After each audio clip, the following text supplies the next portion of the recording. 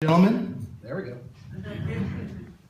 I'm so used to, I'm so used to speaking without this that I'm just going to mess it up. Ladies and gentlemen, welcome to the celebration of life for Debra McCartney. We are surrounded by the most powerful souls and the highest of charisma I have met in my career, in my life. How well you put that up is up to you. But rest assured, it's working as intended.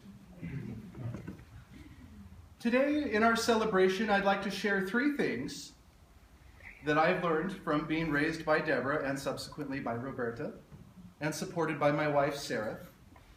Things that were all put to the test at the beginning of this year. And I'd like to think I passed those tests to a certain degree.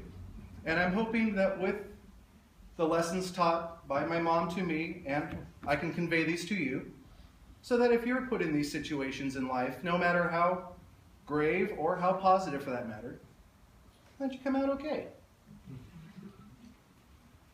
Debra has raised me as a rather casual person, so it may seem a little casual compared to normal. True story.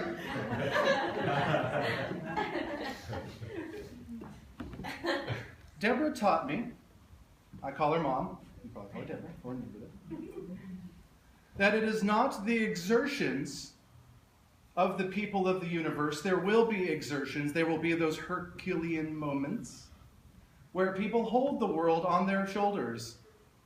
But we're not all capable of doing that. Those are called superheroes, and we can't all be superheroes.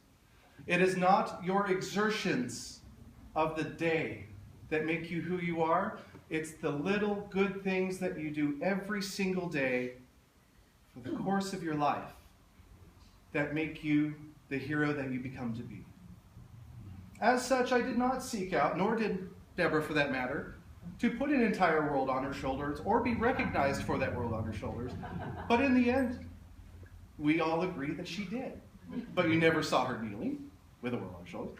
She was compassionate, sensitive, and caring in every way that she could, not this big, for a very long time, which made it that big in the end, which is why we're here today to celebrate the passing of her life. And why there is a large void to fill, it is with smiles. How to do that? Do the things you do as best you can every day. They don't have to be gargantuous. They just have to be good. An important lesson, one of 3. The second lesson that Mom has taught me came from playing chess with my father to illustrate my life in a very brief nutshell.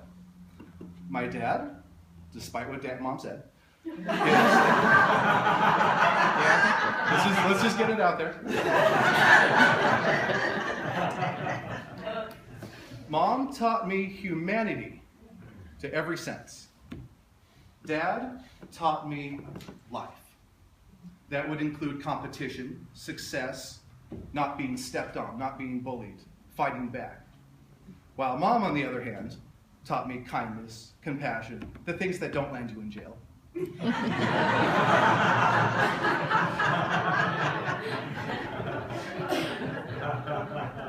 I'd like to think by their powers combined that I came out okay.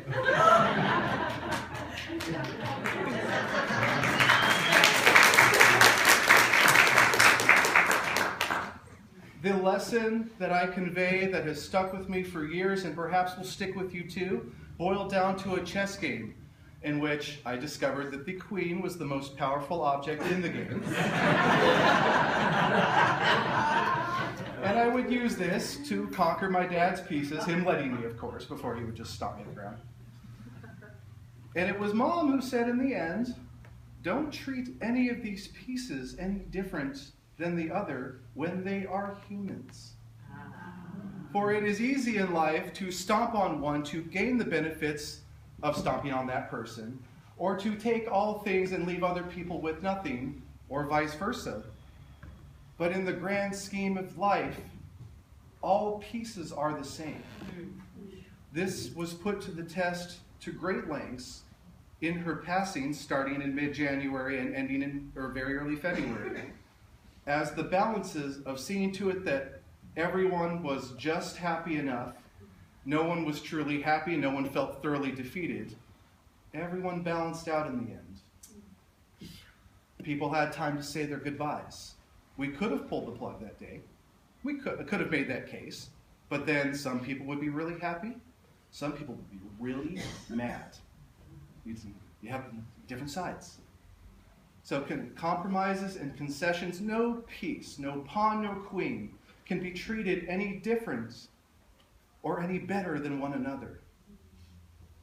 And it was this test that got Mom just enough time for everyone to say goodbye, gave her just enough chance that if she was going to come back, she would have. At the same time, did not rest in a vegetative state for years to come. These were blends. They had to be made.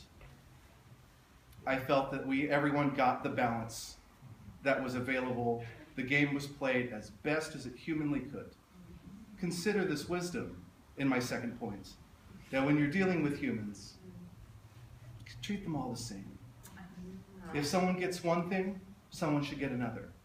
And they don't have to be the same thing, but lawyers once said that a good deal is not a good deal. A settlement is a good settlement if nobody's happy.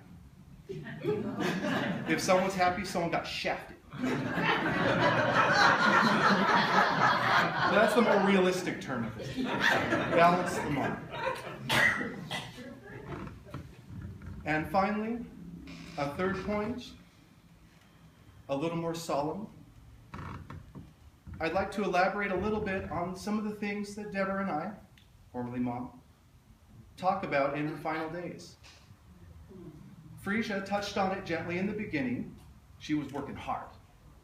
We were a handful at the time. We were arms full at the time. There's no measurement in society that illustrates how much maintenance we were as kids. But I didn't know that. And on reflection, I lived a pretty good life.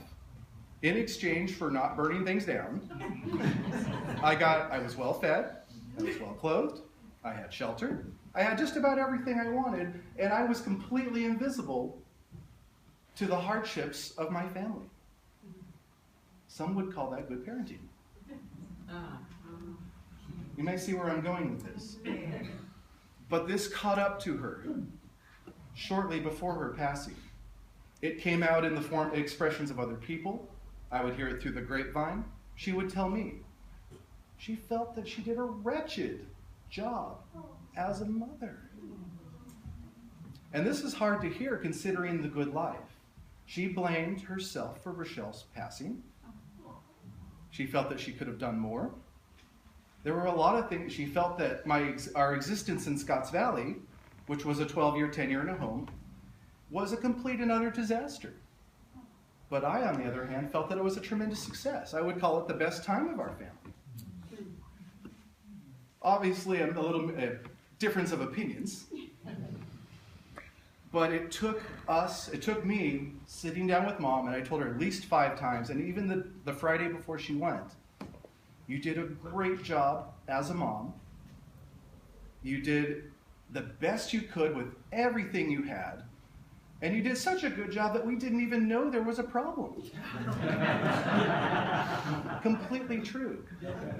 It took until I was an adult and capable of things like abstract thoughts to be able to articulate this, and knowing that Mom's health was declining, it was going to be now or never that I got these messages out.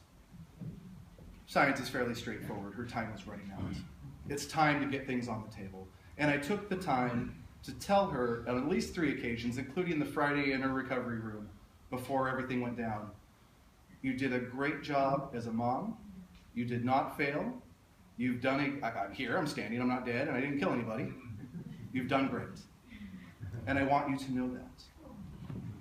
How does that translate into something that you can take with you today? Please, don't let good people die thinking they did a bad job. Please. This cannot happen. The unsung heroes of the world may very well go to the grave thinking that they were the worst failures known to mankind. And if you experience good from people, please be the first to tell them that what they did was good, so that they can keep doing it, so that they don't lose hope, so that they keep doing it, and so that when everyone's time comes, because all good music comes to an end. CDs only hold so much. They die happy too.